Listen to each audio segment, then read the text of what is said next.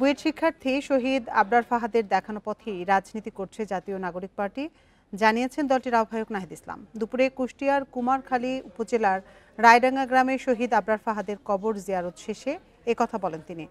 Bundle থাকলে প্রতি সেনমানিতে টাকা বাঁচবে। বিকাশ সেনমানি বান্ডেল কিনে জিতুন প্রতি লেনদেনে। এ নিয়ে বিস্তারিত জানাতে কুষ্টিয়া থেকে আমাদের সাথে যোগ দিচ্ছেন সহকর্মী মিলনুল্লাহ। মিলন, এনসিপির নাহিদ ইসলাম পথসভায় কি জানিয়েছেন, আমাদের বিস্তারিত জানাবেন। হ্যাঁ, আসলে ঠিক এখন থেকে 15-20 মিনিট আগেই আমি ঠিক যেখানটায় দাঁড়িয়ে আছি, এই কুষ্টিয়ার 5 রাস্তার মোড়ে, এই জায়গাটিতে এনসিপির যে মূল যে আজকের অনুষ্ঠানমালা বা যে পথসভা ছিল সেটি কিন্তু শেষ হয়েছে।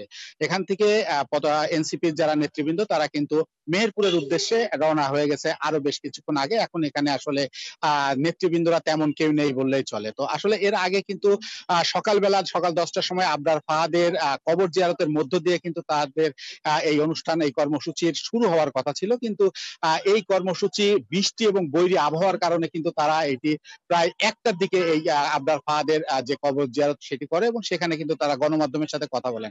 এই সময় যিনি এনসিপির যিনি আহ্বায়ক নাহিদ ইসলাম, তিনি যেটি বলেন যে আসলে এই আবরার ফাহাদি কিন্তু মূলত যে আন্দোলনের সেই সূতিকাগার গড়ে তুলেছিলেন এবং ভারতীয় যে আধিপত্যবাদ, সেই আধিপত্যবাদের বিরুদ্ধে যে আওয়াজ আবরার ফাহাদ তুলেছিলেন তারই ধারাবাহিকতায় কিন্তু প্রসারিত হয় এই আন্দোলন। ঠিক একই কথাই কিন্তু এই কুষ্টিয়ার 5 রাস্তার মোড়েও তিনি উল্লেখ করেছেন এবং বলেছেন যে যারা এই আন্দোলনে শহীদ হয়েছেন তাদের কথা মাথায় রেখেই কিন্তু তারা এই রাজনীতিতে আসছেন এবং তাদের যে আধিপত্যবাদের বিরুদ্ধে তাদের যে লড়াই সেটা কিন্তু তারা চালিয়ে যাবেন। এবং তিনি কিন্তু একটি আলটিমেটামও দিয়েছেন যে আগামী দিনে যদি অন্য কোনো রাজনৈতিক দলও যদি এই আধিপত্যবাদের পক্ষে নিতে চায় তাহলে কিন্তু দেশ এবং জনগণকে নিয়ে কিন্তু তারা এর বিরুদ্ধে দাঁড়াবে।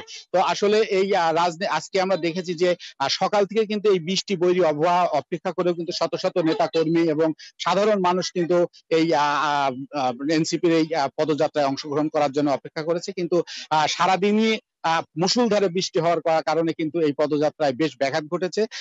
তবে এই যে 5 রাস্তার মোড়ে যে পথসভা ছিল সেই পথসভাটা তারা কোন রকম সংক্ষিপ্ত করে বলা যায় যে মেহেরপুরের উদ্দেশ্যে তারা রওনা দিয়েছে এবং কালকে তারা মেহেরপুর এবং চুয়াডাঙ্গায় এই অবস্থান করবে বলে আমরা জানতে পেরেছি। এই ছিল আমার কাছে পদযাত্রা নিয়ে সর্বশেষ। কুষ্টিয়া থেকে সবশেষ তথ্য জানাচ্ছিলেন সহকর্মী মিলনুল্লাহ।